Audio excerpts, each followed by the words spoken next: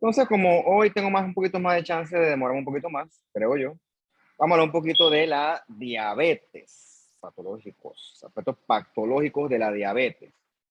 Lógicamente, como dice el enunciado, el título de esto, aspectos patológicos, ¿ok? Los aspectos clínicos, bueno, eso es otra historia. Ahí tú metes entonces el tratamiento que lógicamente aquí yo no voy a enseñar porque esa simplemente no es mi área. O sea, yo no veo pacientes, no sé por qué a la gente le sorprende eso. Yo no veo, ni me interesa, ni me importa lo más mínimo de pacientes. Cada quien a su respectiva área, cada quien con su respectivo arte y su respectivo entrenamiento. Pero bueno, como toda enfermedad, todas las enfermedades, tú pones el nombre, van a provocar cambios en el cuerpo. Entonces, la diabetes no es la excepción. Entonces, ahí es donde la anatomía patológica sí tiene entonces un fundamento claro. Y como el curso este lo he enfocado a que nosotros estudiemos las enfermedades más comunes, que son lo que en realidad yo considero que a usted le va a ayudar de alguna u otra forma el día de mañana, bueno, no podemos irnos de este curso sin discutir un poquito de la diabetes. Usted conoce esto que está acá, bastante chuleta. Un segundo.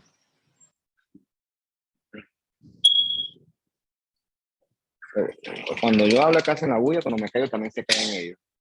Eso para fregarme la paciencia. Ay, Dios mío. Bien, usted conoce esto que está acá a la perfección, ¿no? Esto es un páncreas, en el centro está el islote de Langerhans y hacia la periferia están los vacinos serosos del páncreas. Entonces vamos a centrarnos en la clase de hoy al páncreas con sus respectivos islotes de Langerhans, o sea, a la parte endocrina del páncreas, que es la que se encarga de producir una serie de hormonas. Vamos a enfocarnos hoy en las células beta, que son las que producen la insulina, y en las células alfa, que son las que regulan entonces esos niveles de azúcar gracias a la secreción de glucagón. Entonces, como en el cuerpo todo se basa en una estrecha regulación, tenemos que tener un balance entre insulina y glucagón para mantener niveles adecuados de azúcar. Porque cuando hay un desbalance en estas hormonas, entonces el azúcar se puede alterar. Una pregunta interesante hasta este punto sería, bueno, y sí, yo te preguntaré a ti, ¿y la diabetes qué es? Y me preguntan o me dirán siempre la frase coloquial, un aumento del azúcar en sangre. ¿Y por qué ese aumento del azúcar en sangre me interesa a mí? O sea, ¿qué ocurre con ese aumento del azúcar en sangre? ¿Qué provoca ese aumento del azúcar en sangre? ¿Por qué eso es relevante? La pregunta del millón aquí siempre es ¿por qué? ¿Ok? Porque saber el por qué es lo que nos convierte a nosotros en científicos, en gente de ciencia. La gente que no sabe de ciencia simplemente te dice un enunciado y la explicación, vea usted por qué. Entonces, el científico es alguien que investiga, que demuestra, o que también, ¿por qué no? Se da cuenta que sus posibles teorías están equivocadas y eso genera todavía más investigación. Entonces, en esta clase vamos a ver por qué ese bendito aumento de azúcar, por qué provoca enfermedad. Y lo primero es entender por qué el azúcar aumenta. Y el azúcar aumenta porque hay algún problema en ese páncreas endocrino. ¿Okay? Hay un problema en ese islote de Langerhans que entonces va a llevar a problemas con la insulina. Y si la insulina falla, entonces la glucosa se queda en la sangre. Y cuando se mide, y se la mandan a ustedes al laboratorio clínico, esa sangre es pura azúcar. Vamos a estudiar por qué eso puede ocurrir. Diabetes mellitus, mellitus de miel, porque en su momento el que lo describió, la persona orinaba y aparentemente el orine olía dulce. Entonces, ese orine dulce lo asociaron con la miel y de ahí viene el nombre de mellitus. Es importante hacer este énfasis en este apellido porque hay otros tipos de enfermedades que llevan el nombre diabetes. Una que usted conoce bastante bien, que es la diabetes insípida, que clínicamente se parece, pero a nivel fisiopatológico, el mecanismo de la producción de enfermedad es completamente distinta. ¿Okay? ambos pacientes orinan mucho, pero la razón de por qué ocurre esto es completamente distinta. Entonces, hoy vamos a hablar de diabetes mellitus, no una diabetes insípida, ya eso lo hemos conocido en episodios anteriores. La diabetes mellitus se caracteriza porque el paciente tiene el azúcar en la sangre elevada. Hasta este punto el término correcto será hiperglucemia. A veces la gente dice hiperglicemia. Fíjate que glucemia viene de la palabra glucosa. ¿Okay? En inglés sí hyperglycemia, creo que se dice así si no me equivoco, pero decir glicemia desearía decir glicosa. No es que está infinitamente mal decir hiperglicemia o hipoglicemia o glicemia como tal, pero me parece que semánticamente es incorrecta. Así que prefiero usar glucemia en términos generales. Bueno, ¿y por qué hay tanta glucosa en la sangre? Bueno, porque la insulina de alguna forma está fallando, ya sea al nivel de la secreción de insulina o que su acción no se está dando adecuadamente. O por qué no, ambos escenarios. El punto es que eso no ocurre de un día para otro. Las personas con hiperglicemia, mira, lo dije mal yo, la persona con hiperglucemia, es la costumbre, ¿no? Siempre tiene niveles elevados de azúcar en la sangre, así como el hipertenso. El hipertenso se puede controlar, pero el hipertenso va a ser hipertenso toda la vida. ¿Okay? Como decía el capítulo de Bob Esponja, toda la vida. Igual con el hiperglicémico, lo dije mal de nuevo, va a tener aumento del azúcar en sangre toda la vida. Entonces, eso no es inocuo. Vamos a ver ahorita cómo ese azúcar sostenida elevadamente en sangre toda la vida, cómo provoca daño a estos órganos de acá. Bueno, según el libro que es gringo, en los Estados Unidos, y por qué no aquí en Panamá, la realidad no está muy alejada, el problema de la diabetes sí, lo inicial es ese aumento de azúcar en sangre, pero el problema es a la larga qué causa eso. Sobre todo causa daño renal. Entonces, muchos pacientes que quedan ya con los riñones todos tronados en diálisis probablemente comenzaron como un paciente diabético que no se manejó a tiempo. Y entonces la persona tuvo daño a órgano blanco, que uno muy curioso es el riñón, y también puede tener alteraciones a nivel de los ojos, sobre todo la retina. Y por supuesto, tú sabes, ¿no? El paciente con aterosclerosis, con el pie diabético, aterosclerosis de las arterias, sobre todo los miembros inferiores, ¿ok? Diferente a la que conocemos en el corazón. Paciente se le hace una ulcerita en el pie, no sana, y después esa ulcerita agarra que si piel, subcutáneo, músculo, hueso, y queda el pie literalmente todo podrido, sobreinfectado, y ahí no hay curación ni antibiótico que llegue. Entonces al paciente inevitablemente hay que realizarle pues la amputación. Entonces sí, una amputación parece en este sentido una solución. Pero ¿qué ocurre después que tú amputas al paciente? El paciente queda con discapacidad, hay que hacerse cuidado de él, hay que cuidar la herida de la herida quirúrgica. Entonces de ahí viene todavía más problemas, no solamente problemas somáticos de la enfermedad, problemas sociales, problemas familiares, problemas económicos.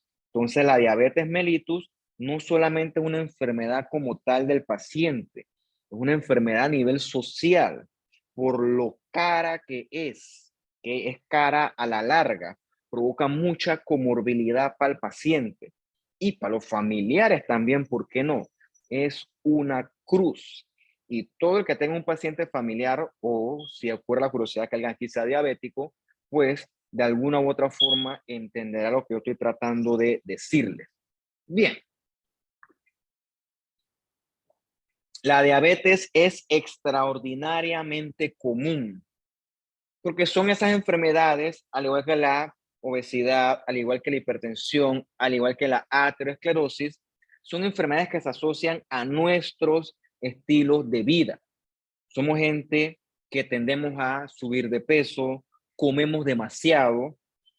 Yo siempre les pregunto a ustedes, ¿cuántas veces se debe comer al día? No le puedo preguntar porque voy medio paso de tiempo, así que voy a preguntar, voy a preguntarle, voy a contestar yo mismo, pero estoy seguro que yo sé la respuesta que usted me va a contestar. Pues son los mitos que giran en torno a nuestra educación y nuestra cultura. ¿Cuántas veces debemos comer al día? Y todos levantan la mano y dicen, tres veces, perdón, tres veces. ¿Y quién dijo que hay que comer 3 veces al día? ¿Quién estableció ese número de 3? Y la segunda pregunta, ¿y cuál es la comida más importante del día? El desayuno. ¿Y por qué? ¿Ah? Respóndeme por qué. Entonces,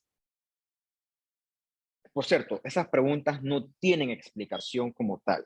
Son conceptos socioculturales que abundan en nuestro medio. De mi punto de vista, tiene que ver cómo el exceso de comida o la abundancia de comida como reflejo de que no hay crisis. O sea, cuando no hay comida es igual a crisis. Por lo tanto, uno trabaja para producir comida y para comer. O sea, como mínimo estuviéramos en la guerra nosotros, pero nosotros también no estamos en la guerra. Bueno, producto de ese exceso de ingesta y que ya nosotros no tenemos que cazar nuestros alimentos, o sea, que somos gente que trabajamos pues la gran mayoría sentados en algo similar a una oficina. Para fines prácticos, tu laboratorio es una oficina. O sea, tú no es que estás caminando, subiendo escaleras de aquí para allá. Realmente son trabajos esencialmente sedentarios. Entonces te la pasas que si, mira, café. Yo tomo el café sin azúcar. Eso lo aprendí a hacer hace como 6 años. Pero hay gente que el café cree que el café va con leche, con azúcar, con esto, no sé qué. Estás tomando una bebida hipercalórica varias veces al día. Es como ayer vi una niña allá en la UIP con un Monster. Pues si tú vas a tomar esa vaina a esta hora, tienes veneno. Monster, todo eso que son bebidas energizantes, eso es veneno, cargado de cafeína y de azúcar. Son las cosas que yo sé que tiene. Pero tiene un montón de otras cosas que realmente nadie en su sano juicio te recomendaría como algo positivo. Eso es veneno, ¿ok? Veneno, literalmente. Entonces, todos esos estilos de vida nosotros basados en la hiperingesta de comida, basados en dietas hipercalóricas, porque ni comencemos en la dieta, ajo, dile a tu papá que hoy en día la cena va sin arroz. Ay, papá, eso es inaceptable. Entonces son dietas que aparte de ser 3 veces al día, cada sentada son por lo menos 2000 calorías. Por 3, esa persona se está comiendo al día 6000 calorías. Eso es lo que consume un deportista. Alguien que hace mínimo maratones o ejercicios de alto consumo calórico. Pero hay o alguien que pega bloques casualmente, no, eso también consume poco calorías, pega bloques y carga saco de cemento. Dime yo, un tipo que yo me la paso trabajando sentado en mi escritorio, tecleando en una computadora y en un microscopio, yo no consumo calorías prácticamente. Entonces, al yo consumir 6000 calorías al día, el 80% de eso se va a mis reservas. O sea, lo almaceno al final del día en forma de grasa y por eso es que aumento de peso.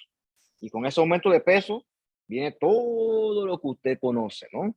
Entonces, la verdad es que tristemente para nosotros, nuestro estilo de vida es el que poco a poco nos está convirtiendo en una sociedad de gente que está enferma. ¿Okay? Eso es una realidad. Eso usted lo tiene que saber ya. O sea, nosotros vamos por un mal camino porque culturalmente se nos enseñan cosas que son incorrectas. Y reitero, ¿no? ¿Cómo tú le dices a una persona que, bueno, corta una comida del día? No puedes. O sea, eso es inadmisible. Tira línea, ¿no? Hay un montón de cosas que aquí, pues, sería importante corregir. Hagan a veces una cierta prediabetes, que el azúcar está alta, pero como dice aquí, ¿no? Está entre lo normal y diabetes. O sea, yo creo que estas cosas yo las cité hace como 1 año, 2 años, pero normalmente estos valores, todo lo que es azúcar en sangre y todo lo que es hipertensión, poco a poco los límites se ponen más abajo.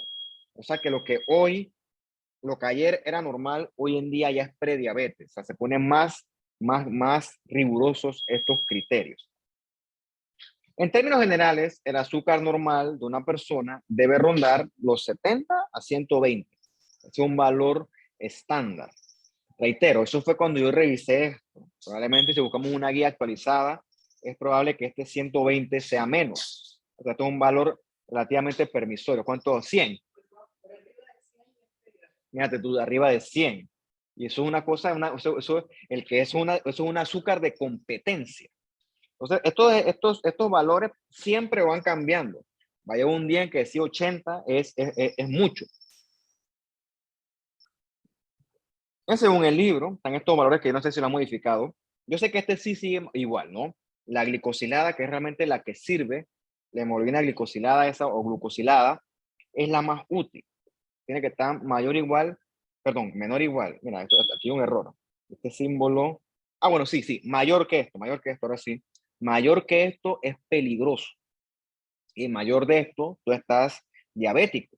¿Qué pasa? Esta no miente. Esta te puede medir la diabetes, o mejor dicho, el azúcar en sangre de muchos meses, unos 3 meses atrás. Pero esta glucosa al azar sí miente. Por eso es que esa glucosa al azar es un examen medio traidor. ¿Por qué? Porque ponte que yo todos los días me aviento mi café cargado de azúcar, mi carimañola, mi chicharrón, mi tortilla, todos los días. Y el día de mis exámenes, yo bueno, ese día me pongo un cipre en la boca. Cosa que ese día me mides el azúcar en sangre ese día al azar y sale bien. Pero apenas que salgo del laboratorio, comienzo con la tragadera. Por eso es que este no es tan útil. Este miente, pero la glicosilada no va a mentir. Es otra cosa importante, el mito de que los laboratorios se toman en ayuno. El único laboratorio en ayuno que aplica para esto es la glucosa, ¿ok? La glucosa, lógicamente, en sangre. Pero todo lo otro que es electrolito, que si hemograma, cualquier cosa de química, tiempo de coagulación, no tiene nada que ver con ayuno, ¿ok? El único que sirve para ayuno es la glucosa como tal. Esto en una persona, pues, que está normal por la calle. Lógicamente, en un paciente hospitalizado, un gran quemado, un paciente con una infección grave, entonces ya ahí ese paciente te puede hacer hiperglucemias asociadas a desbalances hormonales. Pero bueno, ese no es la norma. Teóricamente, si tú corriges esto de acá arriba, el estado metabólico eventualmente se puede compensar. Entonces, de un punto de vista simplificado para fines prácticos de esta clase, nosotros vamos a ver la diabetes tipo 1 y la tipo 2. La tipo 1 es la que se asocia a un ataque autoinmune contra los islotes de Langerhans, sobre todo las células beta.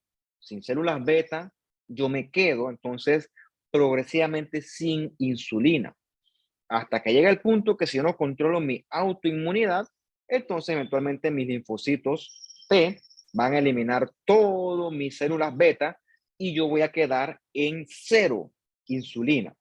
Entonces el paciente tipo 1 es el que va a requerir inyectarse insulina. Es el paciente que es insulino dependiente y se ve sobre todo en pacientes jóvenes.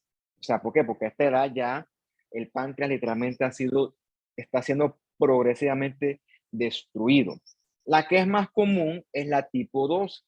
Se asocia al paciente que es obeso, que secreta mucha insulina, porque sus tejidos son resistentes a la insulina. Este tipo 2 en un inicio se beneficia de bajar de peso, de hacer ejercicio, de corregir la dieta. Y después de eso hay ciertos medicamentos que son los hipoglicemiantes orales. Uno bien famoso que usted conocerá es la metformina. Obviamente hay otro, porque eso es otra ciencia, los hipoglucemiantes orales, que reitero, yo no soy ni endocrinólogo ni internista, así que no me corresponde a mí hablar de eso. Pero bueno, lamentablemente para el tipo 2, si estas cosas no compensan, llega un punto donde el paciente pues tiene que también inyectarse insulina. Pero ya esos son ejemplos donde la cosa está pues bastante fuera de control. Es importante conocer por qué está habiendo hiperglucemia. Para esto tenemos que entender que la glucosa de nosotros, del paciente sano, se regula por esencialmente estos tres mecanismos. Tu hígado produce glucosa en condiciones normales y en otras condiciones que son normales, esa glucosa es fuente de energía. Por lo tanto, tiene que ser incorporada por los tejidos para que sea utilizada. Un tejido que es muy demandante de energía, o sea, de glucosa, para su metabolismo, etcétera, va a ser el músculo esquelético. ¿Okay? El músculo esquelético. Entonces, esa incorporación de esa insulina, perdón, de esa glucosa, va a ser gracias a la insulina y su respectivo balance con las hormonas contrarreguladoras como el glucagón. Entonces, estos tres mecanismos tienen que estar perfectamente sincronizados de manera que se aproveche adecuadamente el azúcar que está en la sangre. Cuando estos mecanismos se alteran, entonces el azúcar, en vez de incorporarse a las células y los tejidos, el azúcar se queda en la sangre. Entonces, eso es lo que nosotros no queremos. ¿Okay? Ahí entonces vienen las famosas hiperglucemias. Para eso es la insulina. La insulina es una hormona, véanla como una hormona que mete cosas a la célula. ¿Okay? Yo creo que eso lo dije en el curso pasado de fisiopatología. En este caso, a la hora de esta clase, la insulina mete glucosa a la célula, siendo células muy importantes para esto, el músculo estriado, tanto esquelético como el corazón, y también el tejido adiposo. La cosa es que la insulina se asegura que esa azúcar en sangre sea incorporada a sus respectivos tejidos. Por lo tanto, si la insulina falla, entonces ese mecanismo de transporte, de incorporación de glucosa, ese mecanismo va a fallar. Entonces, la insulina también es fundamental, por ejemplo, para que el cerebro pueda captar su respectiva glucosa. Mira, la insulina es parte de la vida, ¿ok? La insulina es una hormona fundamental. La insulina es fundamental. Sin insulina hay enfermedad. ¿Por qué? Porque nuestro cuerpo requiere glucosa. Si no hay glucosa, no hay combustible. Y si no hay combustible, el metabolismo de nuestros tejidos va a sufrir. Por lo tanto, requerimos nosotros de nuestra insulina. Es fundamental para un individuo que esté sano. Bien, los tejidos, dependiendo de la situación, aprovechan la glucosa de distintas formas. Por ejemplo, el músculo esquelético la puede aprovechar o, si no, la puede comenzar a almacenar en forma de glucógeno y eventualmente la utiliza. Cuando tienes exceso de glucosa, esta se va a almacenar en forma de grasa en tu tejido adiposo. Entonces regresamos a lo mismo. ¿Por qué tienes exceso de glucosa? Pues bueno, tu cuerpo no entiende eso. Tu cuerpo va a tratar de almacenar todo lo que pueda. Tu cuerpo va a tratar de hacer eso para eventualmente utilizarlo en caso, pues, de que lo necesite. Lo otro que hace la insulina, ¿ok? También es una hormona esencialmente que promueve la síntesis, o sea, esencialmente una hormona que promueve el metabolismo tipo anabólico. También va a promover la síntesis de lípidos y también promueve la síntesis de proteína y va a inhibir la degradación de estos respectivos componentes. Por lo tanto, vean a la insulina como una hormona que estimula la producción, la síntesis y el almacenamiento en general de macromoléculas. Entonces, la insulina, como favorece el aprovechamiento de la glucosa en sangre a los tejidos, por lo tanto, va a disminuir la producción de glucosa en el hígado. Lógicamente, la insulina lo que quiere es que el tejido aproveche la insulina que tienes en sangre, perdón, la glucosa que tienes en sangre. Por lo tanto, no va a querer que se produzca más glucosa a nivel del hígado. Queremos que la glucosa se utilice por los tejidos. Entonces, en este sentido, hace lo opuesto al glucagón. Y el glucagón lo que hace es favorecer el metabolismo de glucosa a nivel hepático. Por eso que son hormonas contrarreguladoras. La insulina disminuye la glucosa en sangre. ¿Por qué? Porque hace que la glucosa en sangre se vaya a los tejidos y se aproveche, mientras que el glucagón hace lo contrario. El glucagón agarra el hígado y favorece la producción de glucosa a nivel hepático y que ésta se aproveche. Por lo tanto, aumenta los niveles de glucosa en sangre. Ambas son fundamentales, ambas son necesarias. Entonces, la idea de esto es que exista un balance entre insulina y glucagón, de manera que los niveles de glucosa en sangre se mantengan estables, se mantengan normales. Cuando algo de las dos fallan, entonces la glucosa, una de dos, o aumenta o disminuye. O sea que hay desbalance. Un buen ejemplo para entender esto es cuando tú estás ayunando. La mejor situación cuando ocurre esto es cuando tú estás durmiendo. ¿Por qué cuando tú duermes no te mueres de hambre o te duermes, no comes durante 8 horas, vamos a decir, y no amaneces muerto? Si tú realmente no estás comiendo. ¿Por qué ocurre eso? Porque cuando tú estás durmiendo, que tú no estás comiendo, se activa tu glucagón. Entonces, tu glucagón comienza a agarrar a tu hígado y las reservas de glucosa que están en el hígado en forma de glucógeno, el glucagón comienza a degradarlo. Entonces, en tu cuerpo se comienzan a liberar azúcar, ¿okay? Comienza a liberar azúcar desde tu hígado hasta tu sangre para que tus tejidos la puedan aprovechar. De manera que tú no vas a hacer hipoglucemia. Entonces, para eso es fundamental el glucagón. ¿Qué? Ah, ah, pon una cosa encima de eso, no sé. Entonces, el glucagón es fundamental para eso. No fuera por el glucagón, tú cuando no comes harías entonces hipoglucemia. El glucagón se encarga de sacar esa glucosa que viene del hígado y aprovecharla en periodos de ayuno. No necesariamente de ayuno, pues porque ¿quién ayuna como tal? Pero sí, por ejemplo, cuando tú no puedes comer porque estás durmiendo. O sea, es fundamental el glucagón en ese escenario.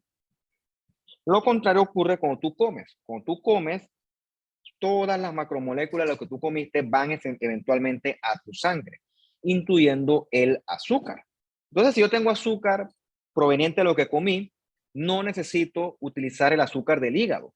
Entonces, en ese momento, el azúcar del hígado, el glucógeno del hígado, se queda quieta. Por lo tanto, la acción del glucagón se detiene. Y entonces viene la acción de la insulina. La insulina, no, todavía no, porque todavía falta. Tiene que poner algo pesado encima. Todavía falta, hay que recogerse de allá.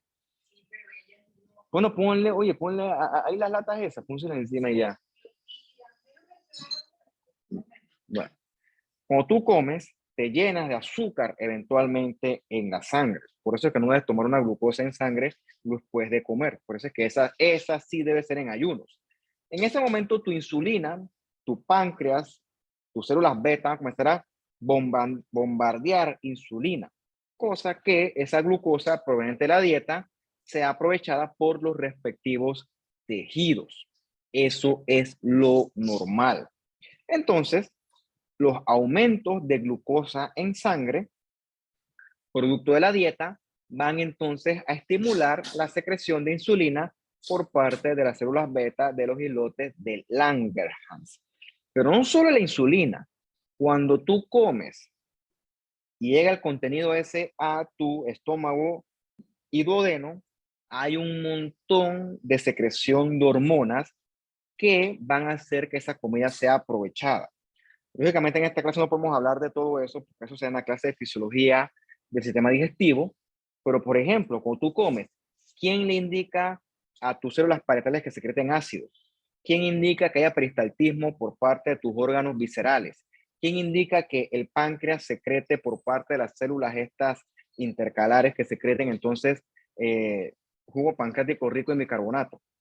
¿Quién indica esas cosas? Bueno, esas cosas las va a indicar un pocotón de hormonas que, reitero, usted debió conocer en su curso de fisiología.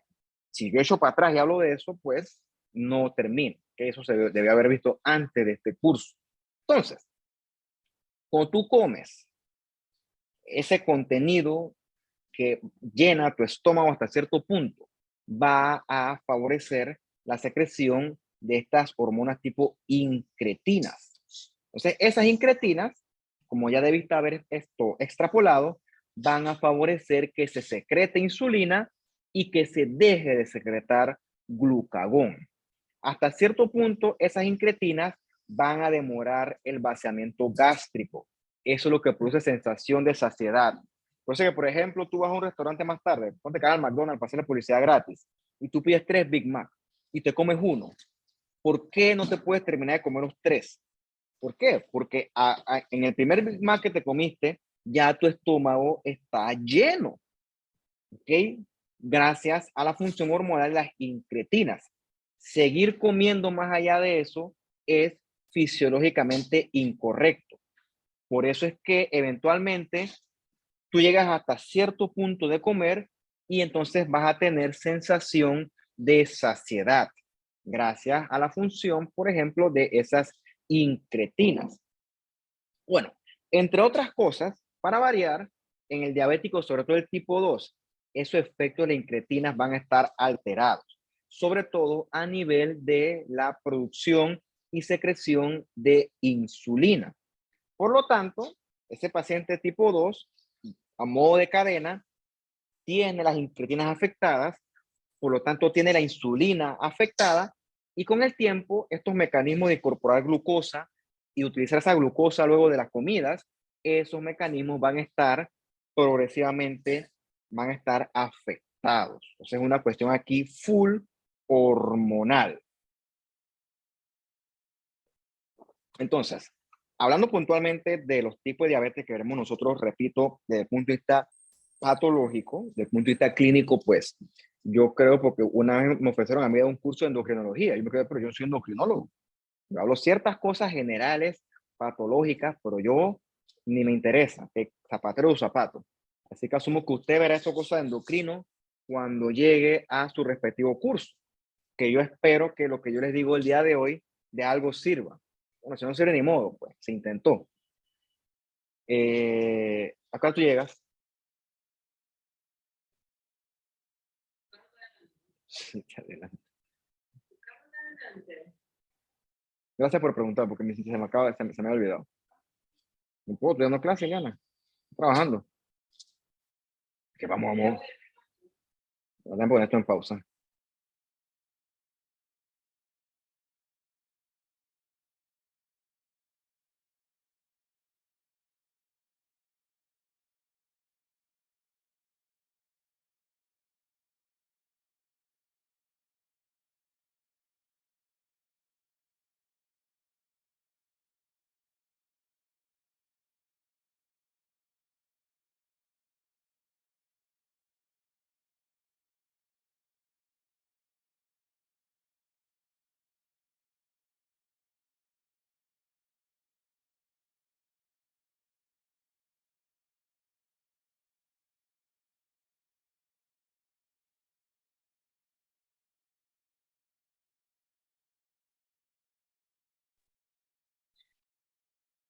Bien, hablando puntualmente de la diabetes tipo 1, ya habíamos discutido que es una enfermedad autoinmune donde los linfocitos T agarran y progresivamente destruyen a las células beta de nuestro pobre páncreas.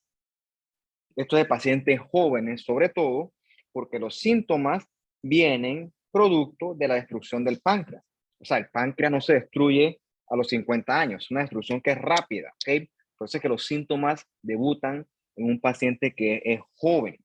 Ese paciente tiene cero insulina eventualmente. Por eso es que te vas a una complicación que se llama la cetoacidosis diabética, que yo voy a hablar un poquito de más calma más adelante. El comienzo es abrupto, ¿por qué? Porque el paciente de la nada queda en niveles críticos bajos de insulina y por lo tanto no puede aprovechar adecuadamente la glucosa y vienen un montón de síntomas asociados a exceso de glucosa en sangre. Un exceso no remediable porque, reitero, no hay insulina. Entonces, como toda buena enfermedad autoinmune, aquí tiene que ver una predisposición genética y algún gatillante del ambiente que hagan que el paciente debute con esta enfermedad. Entonces, es importante aquí la predisposición genética, ¿ok? Si tus papás son tipo 1, tú estás hasta cierto punto como factor de riesgo que también la padezcas y así te vas, ¿ok? Se hereda gracias a estos genes del HLA. Asumo que usted conoce eso con más detalle en su curso de inmunología. ¿Qué ocurre? Nuestros linfocitos T van a reconocer a nuestras células beta como algo malo, ¿ok? Se derrota esa autotolerancia y entonces viene el ataque autoinmune por parte de los linfocitos T y eventualmente también con producción de autoanticuerpos contra, reitero, nuestras pobres células beta. Esto es completamente distinto a la diabetes tipo 2. La diabetes tipo 2 es multifactorial. Este es el paciente obeso, ¿ok? Bueno, mira, por ejemplo, te lo pongo así. Este es curioso, porque ponte que ahorita mismo yo tengo un peso, que no sé cuál es porque hace rato que no me peso, eso no me interesa, pero estoy seguro, eso sí, que si yo me hago una glucosa ahorita, va a salir bien. Pero ¿quién quita si yo el día de mañana me descuido y yo subo unas 100 libras? Probablemente yo quede diabético tipo 2. ¿Qué ocurre? Puede ser que yo tenga una predisposición genética de base, pero esa predisposición genética de base está enmascarada por factores del ambiente. Puede que ese aumento de peso desenmascare mis genes que favorezcan diabetes, y entonces cuando yo subo de peso, entonces viene esta parte diabética que yo tenía, por así decirlo, dormida dentro de mí.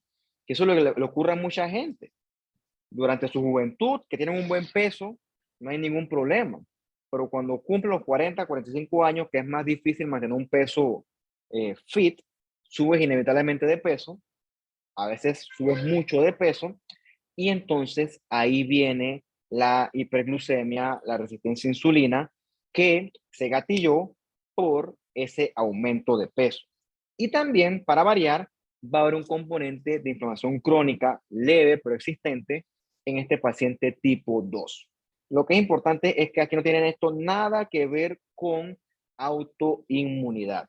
Eso la contrasta perfectamente versus la anterior. El problema con el diabético tipo 2 es que sus tejidos tienen menos capacidad de responder a la insulina. Y eso hace que el paciente, sus células betas, secreten exceso de insulina, porque se desespera el páncreas, porque él quiere tratar de incorporar esa glucosa a los tejidos. ¿Y cómo cree él que lo puede lograr? Secretando y bombeando insulina como loco. Entonces, el problema con eso es que el paciente te va a hacer eventualmente una hiperinsulinemia, exceso de insulina, exceso de glucosa. ¿Y el problema cuál es? Que sus tejidos no van a poder aprovechar esta glucosa. Por lo tanto, un paciente que está hiperinsulinémico, eso es completamente patológico. Esa hiperinsulinemia se traduce en que esa insulina no está funcionando bien. Este es el paciente clásico obeso, paciente barrigón, esa obesidad visceral. Eso se asocia a hiperinsulinemia producto de esa hiperglucemia. Eso se traduce en que ese paciente, sus tejidos, son resistentes a la insulina. ¿Por qué? Porque el paciente está obeso, el paciente tiene dietas hipercalóricas, es sedentario. Prácticamente estoy describiendo al panameño promedio, que cuando tú vas a ver, el tipo se siente bien, alguien le dijo, hey, hazte unos laboratorios ahí para joder un rato, para ver cómo salen. Y cuando vas a ver, la siente vuelto una chancleta. Y es lo que pasa, realmente esto no duele, esto no molesta. Ay, un poquito gordo, no sé qué, me queda un poquito apretado el pantalón. Bueno, para la quincena me compro otro y ya estoy tranquilo. Pero me siento esencialmente bien, porque es que esto no duele, esto no molesta. Entonces, cuando el paciente, pues algún día se decía al médico, metabólicamente completamente descompensado. Poquito gordo, porque es verdad, ¿no? Este tipo así barrigoncito, tú, cabrón, mi barriga leve, no pasa nada. Pero bajo, cuando tú vas a medir los laboratorios en sangre, hasta la guacha. Y lo que caracteriza ese tipo 2, ese paciente obeso tipo 2, con esa obesidad visceral, es la resistencia a insulina, que es que los tejidos no responden a insulina y por lo tanto no pueden incorporar esa glucosa. Esos tejidos son sobre todo los hepatocitos, el músculo esquelético y el tejido adiposo. Entonces, ¿por qué ocurre esto? ¿Okay? ¿Por qué ocurre esto? Esto ocurre porque hay problemas en el metabolismo de glucosa en el hígado. Al final del día, después de un montón de procesos que no voy a entrar en detalle, el resultado es que el paciente en ayuno va a tener aumento de la glucosa. En ayuno, o sea, yo no he comido nada en toda la mañana, mi glucosa debe estar bajita. Si yo no he comido nada en toda la mañana y mi glucosa está alta, ¿de dónde vino el azúcar? Bueno, el azúcar probablemente vino del hígado. O sea que algo está fallando a nivel de ese metabolismo hepático de la glucosa. Lo otro que puede pasar es que cuando yo como, normalmente mi glucosa debe ser incorporada, por ejemplo, al músculo esquelético. Entonces, quizás hay un problema con esa incorporación de glucosa al músculo esquelético. ¿Y dónde se queda la glucosa? Bueno, la glucosa se va a quedar pues en la sangre. Y cuando me la mida, ¡puf!, está volando ese azúcar en la sangre. Y lo otro es que puede haber problemas con esa lipasa sensitiva a hormonas. Al final del día, entre muchos procesos metabólicos complicados, que reitero, no voy a entrar en detalle, se traduce eso en exceso de ácidos grasos libres en sangre, que se asocia también a este componente inflamatorio basal que al final también contribuye a esa resistencia a la insulina. Mira tú todo lo que ocurre por culpa de una insulina que no está funcionando adecuadamente. Bueno, este men de aquí sí está bastante gordo, ¿no? Pero lo que sí está barrigón. Ese paciente barrigón que los brazos y las piernas, el tipo es un barquillo. O sea, toda la obesidad se centra, es pura barriga. Entonces, probablemente ese paciente barrigón, obeso central, tú le haces una glucosa y el paciente está volando en glucosa. O sea, hasta que se muestre lo contrario, ese paciente es tipo 2. Y este paciente es resultado de nuestros estilos de vida sedentarios y de nuestra cultura. Este clásico paciente es el que llaman que tiene síndrome metabólico. El paciente va a tener hiperglucemia, resistencia a la insulina, va a tener hipertensión y le haces colesterol, LDL, HDL, todo alterado. Esto todo forma parte de los espectros de las dislipidemias. ¿Okay? Entonces, esto es un problema porque el paciente está metabólicamente descompensado. Probablemente ahorita él está tranquilo, pero si tú no corriges eso, con los años vienen entonces las complicaciones que entonces sí van a ser bien difíciles de manejar. Entonces, esa obesidad va a influir, va a aportar más a esa resistencia a la insulina, porque reitero, el paciente va a tener problemas hormonales que lo lleven a un exceso de ácidos grasos libres en sangre. Entonces, esos ácidos libres en la sangre alteran la señalización de la insulina que contribuye a la resistencia a la insulina. También estas citoquinas adiposas, también conocidas como adipocinas o adipoquinas, eventualmente en condiciones normales se asocian a disminución de la glucosa en sangre. O sea, son, por ejemplo, moléculas como la leptina, que también le llaman esa hormona de saciedad. Gracias a esa leptina, pues, tú te sientes satisfecho después de una comida y no tienes que comer en exceso. Que gracias a ese adecuado balance hormonal, tu glucosa se utiliza bien. Pero ¿qué ocurre? En el paciente obeso, esas adipoquinas o adipocinas van a estar alteradas, van a estar disminuidas. Por lo tanto, esto aporta a esta desregulación hormonal. Y también, como ya hemos dicho bastante, o reitero, he dicho yo, esa obesidad con el tiempo predispone a un estado de inflamación crónica leve basal, asociado, por ejemplo, al exceso de ácidos grasos libres, que se asocia de una forma hormonal a la disfunción de las células beta con consiguiente resistencia a la insulina. Se tratan, por ejemplo, interleucinas proinflamatorias como la interleucina 1, que a su vez promueve y prolonga más esa respuesta inflamatoria. Entonces, eso es otro problema que subyace a ese paciente obeso. Entonces, hemos dicho también bastante que en el paciente tipo 2, sus células beta van a estar disfuncionales. ¿Ok? ¿Qué ocurre? Frente al exceso de glucosa en sangre, la célula beta va a tratar de bombear insulina que da miedo. Pero el problema es que hasta cierto punto esas células betas no se van a poder adaptar a ese estímulo. ¿Ok? ¿Qué ocurre? La célula beta está bombardeando insulina que da miedo, pero eso va a ser en vano, ¿ok? Porque la glucosa, el problema es que los tejidos no incorporan la glucosa. Entonces, ese paciente va a secretar mucha insulina, llegando a un estado que se llama una hiperinsulinemia. O sea, esa hiperinsulinemia se traduce en que el paciente tiene, por definición, resistencia periférica a la insulina. O sea, la célula beta no se puede adaptar frente a esa hiperglucemia que es sostenida. Eventualmente, con años de que esto ocurra, entonces con el tiempo, las células beta van a comenzar poco a poco a sufrir más y más daño. Por ejemplo, eso ocurre porque puede haber lipotoxicidad debido al exceso de ácidos grasos libres, que ya mencioné cómo ocurre en ese exceso de ácidos grasos libres. Entonces, esa lipotoxicidad también se asocia con alteración en la liberación de insulina. Más adelante vamos a ver que la glucosa libre en la sangre excesivamente con el tiempo también es tóxica.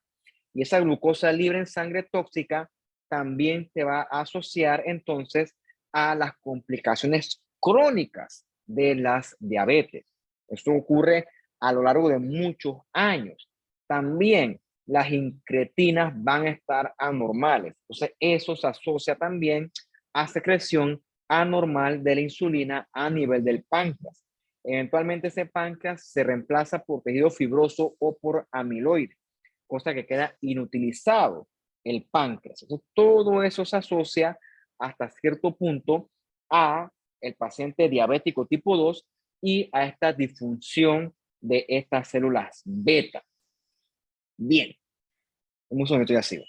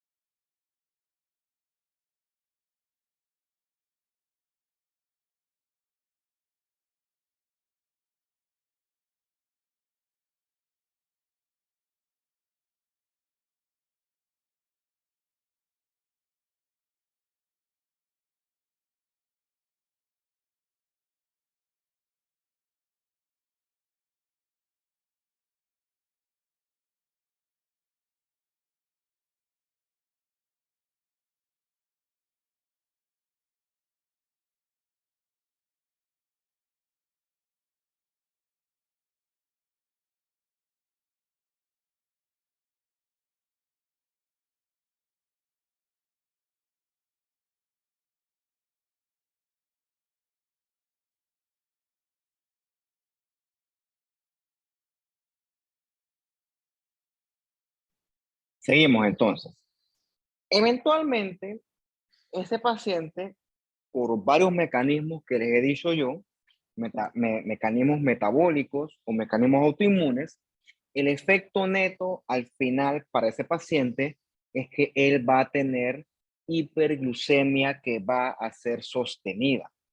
Entonces, el problema de eso, ¿cuál es? Que sí, el paciente tiene mucha azúcar, pero todo ese azúcar está en la sangre y por lo tanto sus tejidos, sus células, su músculo, su tejido adiposo, etcétera, todo va a estar desprovisto de esa glucosa que tanto necesita. Entonces, en el diabético tipo 1, que es el que sufre el ataque autoinmune, más o menos, mira tú, en 2 años, el sistema inmune, los CD8 citotóxicos, van a acabar, destruir esas células beta. O sea, y sin células beta, el paciente definitivamente no va a poder producir nada de insulina. Por eso es que ese paciente sí va a requerir, de una forma no negociable, sí va a requerir su insulina exógena para poder controlar su exceso de azúcar en sangre. En el contexto recuerda que toda esa azúcar se queda en la sangre. Entonces, por eso es que este curso precede a otros cursos, sobre todo el curso de fisiología y el de fisiopatología, para que tú puedas entender cuál es el problema de ese exceso de azúcar en sangre. No me refiero a un 121, a un 130, a un 200. Me refiero a una glucosa en sangre de 500, 600, 700. Pero cuando eso ocurre, el paciente va a tener una sangre que está hipertónica, una sangre que está hipertónica. Entonces, tú conoces tu clase de fisiología, que cuando tienes un medio hipertónico, va a haber shift o va a haber movilización de líquidos hacia ese sitio. En este momento, lo que va a estar hipertónico es la sangre. Por lo tanto, desde el medio intracelular, las células van a comenzar a perder líquido para poder balancear el líquido ese hipertónico de la sangre. O sea, que las células de ese paciente se van a deshidratar. Reitero, las células del paciente se van a deshidratar. O sea, con el tiempo el paciente va a estar deshidratado.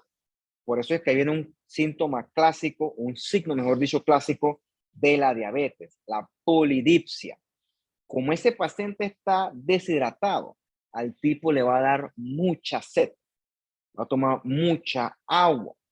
Entonces, ese exceso de agua que el paciente perdió producto de esa deshidratación, ¿a dónde se va? Se va entonces a la sangre. Teóricamente el paciente va a estar sobrecargado de volumen. Y esa sobrecarga de volumen, eventualmente, ¿a dónde va a ir a parar?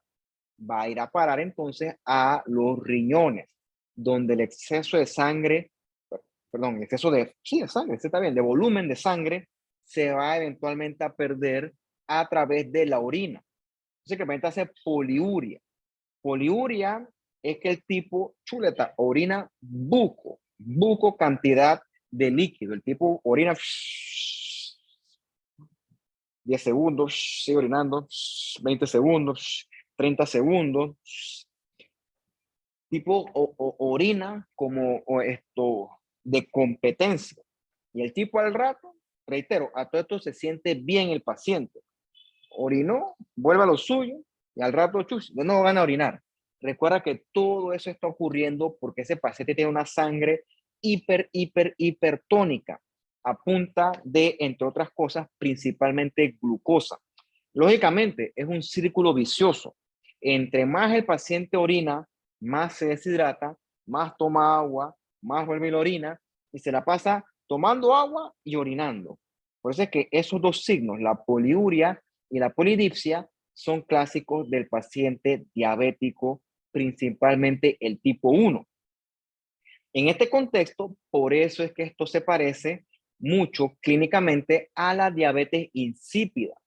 Pero recuerda que la diabetes insípida no tiene nada que ver con glucosa. La diabetes insípida tiene que ver con anomalías en la secreción de ADH. Recuerda que la ADH es la hormona antidiurética, o sea que evita que tú orines. Entonces, si la hormona antidiurética está alterada, el paciente va a estar en un estado de pro-orinar. Entonces, el paciente orina mucho. ¿Por qué puede haber diabetes insípida? Bueno, recuerda que la ADH se secreta acá arriba, a nivel de la neurohipófisis. O sea, puede ser que algo está alterado con esa neurohipófisis, qué sé yo, un tumorcillo de repente, lo que se me ocurre ahorita, o puede ser que los receptores de ADH a nivel del riñón también estén fallando. O sea, que el paciente no capta esa ADH, no llega el mensaje y el paciente ¡buf!, todo lo orina. Entonces, en ese sentido, ¿por qué ambos pacientes llevan el nombre de diabetes? Tanto la mellitus como la insípida. Porque son pacientes que orinan. Orinan, orinan, orinan, pero teóricamente no se deshidratan porque el paciente puede seguir tomando agua. El problema es que el paciente pierda la capacidad del ingesto oral de agua y entonces ahí el tipo sí cañón termina en un cuarto de urgencias. Eso ocurre, por ejemplo, en un paciente, un abuelito con un SB que está encamado y que él no puede pararse, ir a la cocina y servirse un vaso de agua. Después se te deshidrata así y se puede morir de hecho, de eso de hecho. Caliente. Lo otro que puede ocurrir y que de hecho ocurre, recuerda que la glucosa, que el paciente está inundado de glucosa, pero esa glucosa está toda en la sangre. Es como si, por ejemplo, tú vas ahora más tarde a llenar el tanque del carro, dices, bueno, dámelo lleno. Y en vez de tú meter la manguera en el sitio de la gasolina, tú comienzas a hacer un carro cisterna con eso, con la manguera de gasolina. Sí, vamos a poner que tú llenaste tu carro con $60, que es como tan cara que está la gasolina. Pa, pilla, 60 palos. Y tú en vez de meter la gasolina donde iba, tú bañas al carro en gasolina. Entonces realmente la gasolina no llegó a donde tenía que llegar. Tú puedes, si tú quieres, vaciar todo el tanque de reserva de la estación, pero si tú no llevas la gasolina a su sitio, el carro nunca se va a llenar de gasolina. Lo mismo ocurre aquí con esta polifagia. El paciente está inundado de glucosa, pero esa glucosa no se mete a las células. Por lo tanto, las células van a estar hambrientas. ¿Por qué? Porque no tienen glucosa, no tienen nada, están en cero glucosa. Por lo tanto, el paciente, eso le va a gatillar su estímulo de comer. ¿Okay? El paciente va a tener polifagia, que el tipo come mucho. Se la pasa comiendo porque sus células están están en cero de glucosa. Entonces, estas son las clásicas P del diabético tipo 1. Ya te expliqué cómo ocurre desde el punto de vista de patogénesis. Y tienes otra P, que es la pérdida de peso. ¿Por qué ocurre eso? Porque el paciente puede comer, se puede tirar 3 Big Mac si tú quieres en una sentada, pero esa glucosa nunca llega, por ejemplo, al tejido adiposo. Entonces, esa glucosa nunca se aprovecha, toda se queda en la sangre, toda se orina, que llega un punto que hay tanta glucosa que el paciente hace glucosuria, por lo tanto, no se almacena nada. Por lo tanto, el paciente te puede comer, si tú quieres, cantidades industriales, pero como esa glucosa no se almacena, el paciente no gana peso. De hecho, el paciente pierde peso porque lo poquito que tiene lo comienza a aprovechar. Y viene la otra parte, entonces, esta de la cetoacidosis diabética. ¿Qué ocurre? Irónicamente, este paciente está lleno de glucosa, pero los tejidos no pueden utilizar la glucosa. Ironías de la vida. Entonces, el cuerpo recurre a otro tipo de metabolismo para producir energía que tanto necesita. Este metabolismo ocurre utilizando las grasas, ¿okay? Sobre todo los triglicéridos y los ácidos grasos. Y hasta cierto punto sirve bien. Pero ¿cuál es el problema? Eso tiene un precio. Ese metabolismo de las grasas para producir energía al final deja un producto que se llaman los cuerpos cetónicos. Entonces, ponte que en un escenario yo utilizo cuerpos cetónicos y eventualmente como y mi metabolismo de glucosa se restablece. El problema es que yo me mantenga full en metabolismo de grasa para producir energía. La traducción de eso va a ser acumulación de cuerpos cetónicos. Entonces, cuando se acumulan mucho, el cuerpo cetónico es ácido, que provoca acidosis. Por eso que esa cetoacidosis metabólica está casada con una acidosis metabólica, que si eso no se controla, eso también es mortal, que depende, se puede morir de eso. Mete con cetoacidosis, tiene que ir a un cuarto de urgencia, ¿okay? Porque está deshidratado, cogido en cetoácidos, glucosa en cero, es una urgencia médica, el paciente está en problemas. Todo esto ocurre en un contexto full metabólico, donde el paciente no tiene nada, tiene cero insulina. Y entonces ese producto de cero insulina se traduce en la hiperglucemia y ya tú ves el problema de esa hiperglucemia, ya ves qué hace. En el contexto de una complicación aguda, ya ves qué hace. convierte la sangre en un medio hipertónico y viene entonces toda esta catástrofe de aquí. De allí viene el problema del exceso de azúcar en sangre en el contexto agudo. O sea, hay un punto que el paciente se la pasa orinando, una orina cargada de glucosa, que hasta cierto punto se llama glucosuria, ¿ok? Glucosuria, donde el paciente va a perder agua y electrolitos. Por eso que te puede deshidratar en algún momento. Recordemos que toda esa agua viene de las pobres celulitas que están movilizando líquidos para tratar de balanzar esa sangre que está hipertónica, ¿ok? Entonces, eso es lo que hace que el paciente le dé mucha sed, que le dé esa polidipsia. ¿Por qué? Porque sus celulitas están todas deshidratadas. Y reitero, ¿no? A pesar de que el tipo está lleno de glucosa, no la puede aprovechar. Por eso entra en un balance negativo de energía y entonces va a tener mucha hambre. Pero por mucho que coma, no va ese paciente a poder asimilar esa glucosa.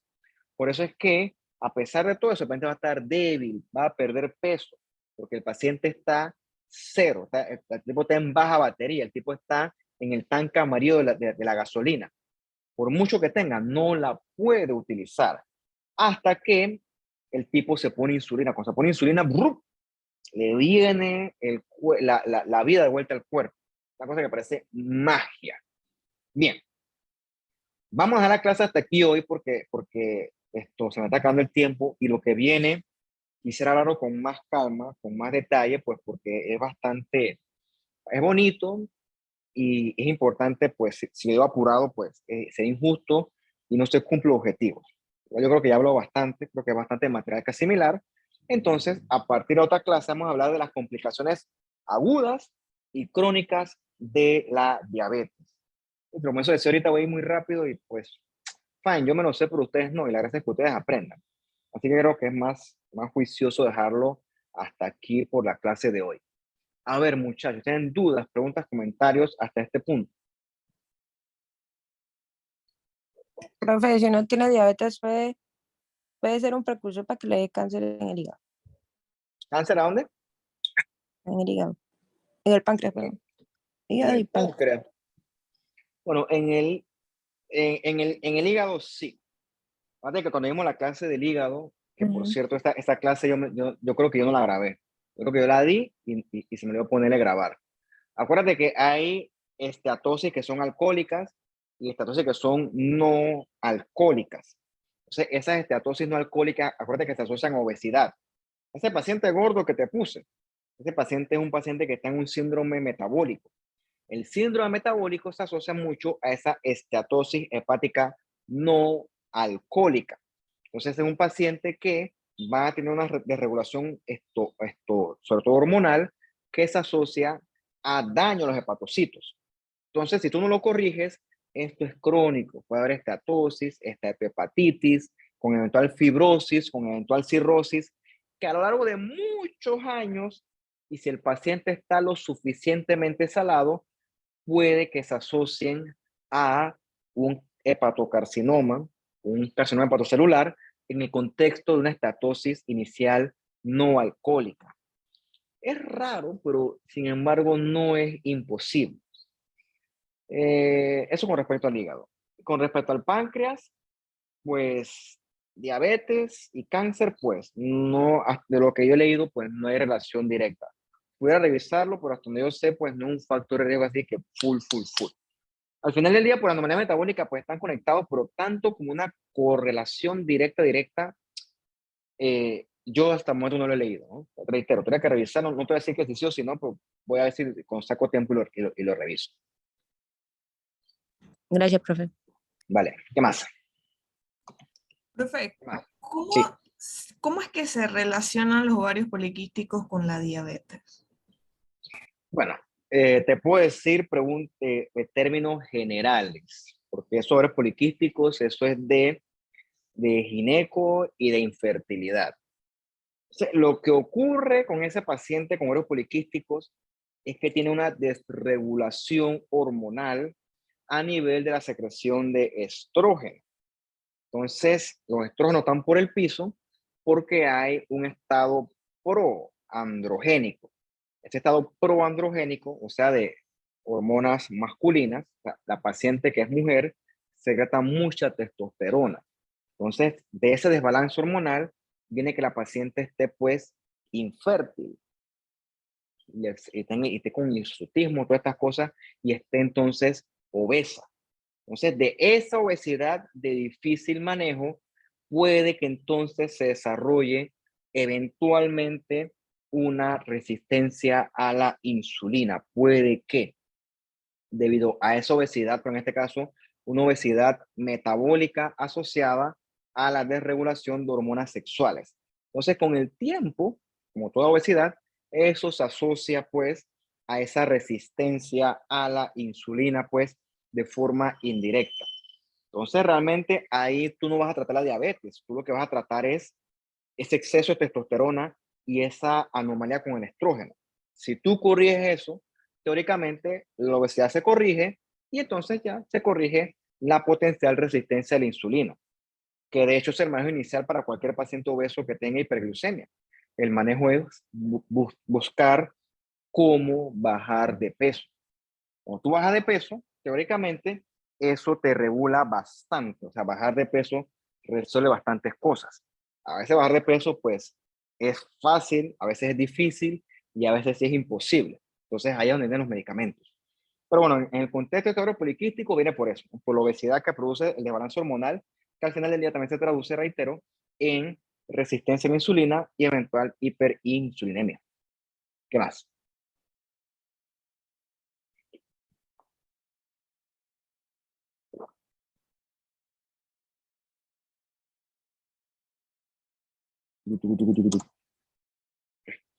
Bueno, jóvenes, si no hay más preguntas, pues nos veremos otro miércoles para terminar con este tema. Y al final, nuestro último tema, porque yo creo que ya se acaba el curso prácticamente, va a ser sobre las enfermedades de la mama y la próstata.